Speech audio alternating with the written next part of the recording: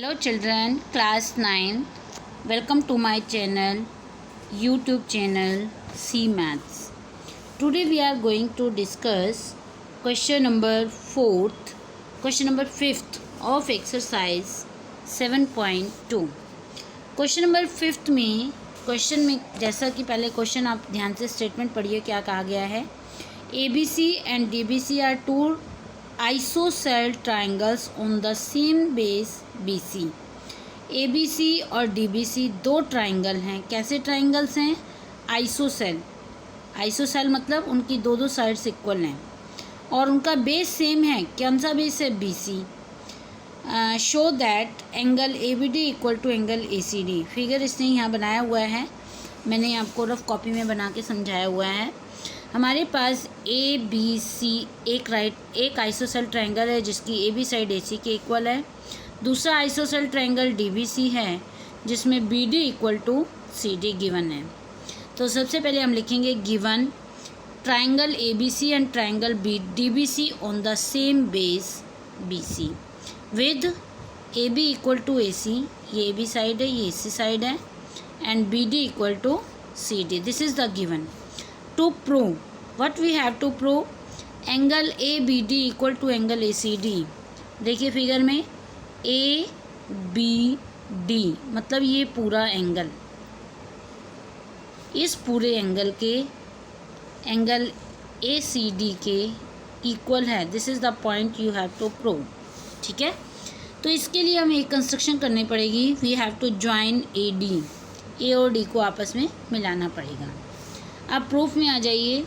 Proof में हम लेंगे ट्रायंगल ABD जिसमें B एंगल पूरा आ रहा है और ACD जिसमें C एंगल पूरा आ रहा है. In triangle ABD and ACD AB equal to AC. इस ट्रायंगल की AB साइड और इधर वाले ट्रायंगल की AC साइड आपस में इक्वल हैं. इधर वाले ABD ट्रायंगल की BD साइड और ACD ट्रायंगल की CD साइड भी इक्वल हैं. ये दीज टू आर गिवन. ठीक है, और AD equal to AD this is the common side of both triangles. Now by SSS criteria. SSS का मतलब SSS मतलब साइड. तीनों साइड एक ट्रायंगल, इस ट्रायंगल की तीनों साइड दूसरे ट्रायंगल की तीनों साइड के इक्वल है. तो इसका मतलब SSS क्राइटेरिया हुआ. SS क्राइटेरिया के अकॉर्डिंग ट्रायंगल ABD और ट्रायंगल ACD कॉन्ग्रुएंट हो गए. अगर ये दो ट्रायंगल कॉन्ग्रुएंट हैं बाय CPCT मतलब corresponding parts of congruent triangles, angle ABD equal to angle ACD hence prove. यही पॉइंट हमें प्रूव करना था. ठीक है, now next question number 6. Question number 6 में हमारे पास गिवन में है ट्रायंगल ABC. ABC एक ट्रायंगल है जिसमें AB साइड AC के बराबर है. This is given. Also given that AB equal to AD. Question में ध्यान से देखिए. क्वेश्चन में कहा गया है कि ABC is isosceles triangle AB equal to AC. Side BA is produced मतलब इंक्रीज़ करना.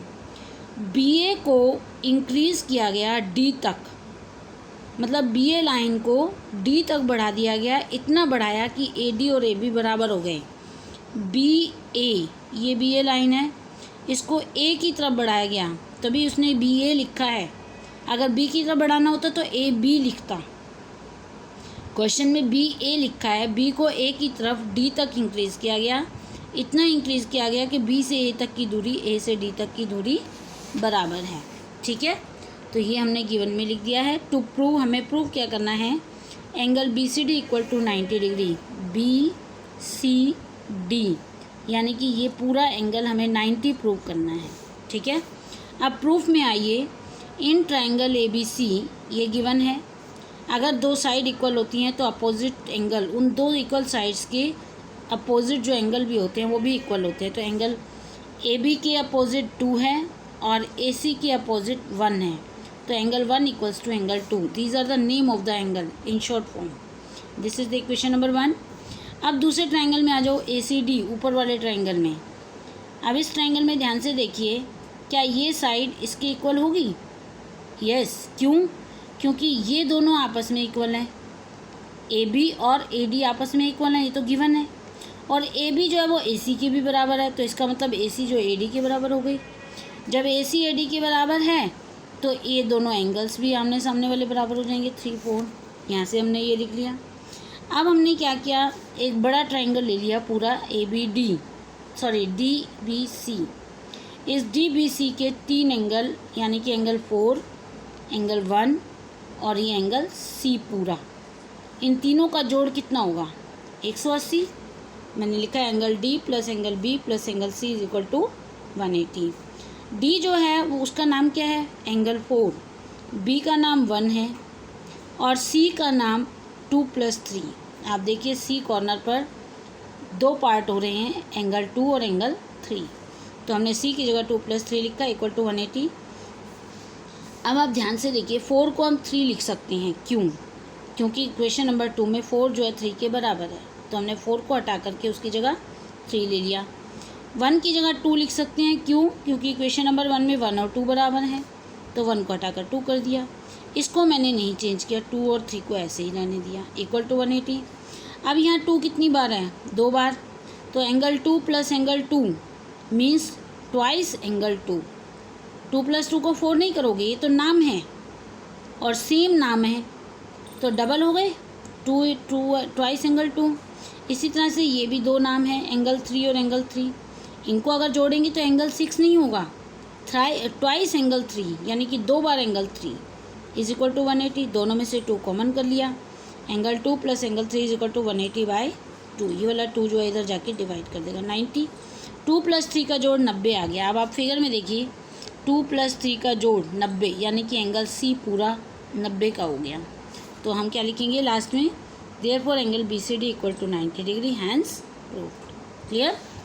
Now question number 7th question में क्या कहा है, एक हमारे पास आइसोसेल राइट एंगल्ड ट्राइंगल है और एंगल ए पर 90 है।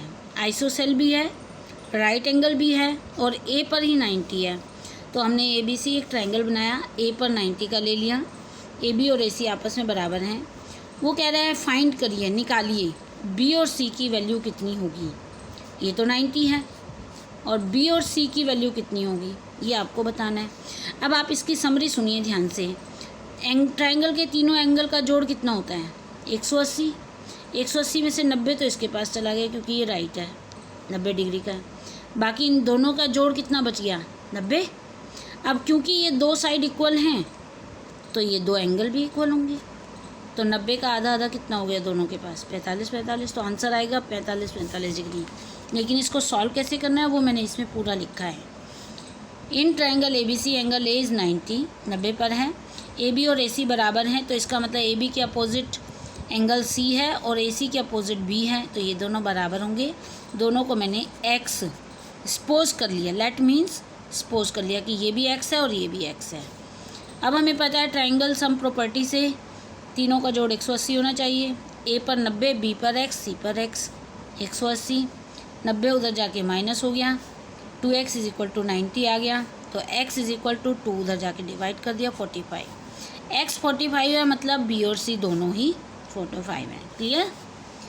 क्वेश्चन नंबर 8 में इसमें ये कहा गया है कि prove that each angle of equilateral triangle is 60 degree. Triangle हमें गिवन जो है वो कैसा है इक्विलेटरल, गिवन जो है वो इक्विलेटरल ट्राइंगल है ए बी सी। और इक्विलेटरल ट्राइंगल कौन सा होता है जिसकी तीनों साइड इक्वल होती हैं, ए बी बी सी और ए सी तीनों बराबर हैं। ठीक है। अब क्योंकि ए बी और बी सी बराबर हैं, ए बी और बी सी बराबर हैं, तो ए बी के सामने सी और बी सी के सामने ए, ये दोनों बराबर होंगे, angle C is equal to angle A. अगर बी सी लाइन ए सी के बराबर है तो बी सी के अपोजिट ए और ए सी के अपोजिट बी, ए और बी बराबर होंगे। देखिए ए जो है वो बी के बराबर है, ए जो है सी के बराबर है, तो इन दोनों इक्वेशन से क्या कंक्लूज़न निकला कि ए बी और सी तीनों बराबर हैं और तीनों को हमने मान लिया एक्स। अब एंगल सम प्रॉपर्टी ले लो, तीनों का जोड़ 180 होना चाहिए, तो x plus x plus x 180, 3x हो गया 180, x इज इक्वल टू 180/3, काट कर आ गया 60। तो x की वैल्यू 60 आई है, इसका मतलब a भी 60, b भी 60 और c भी 60, hence proved. Now complete this exercise in your homework register.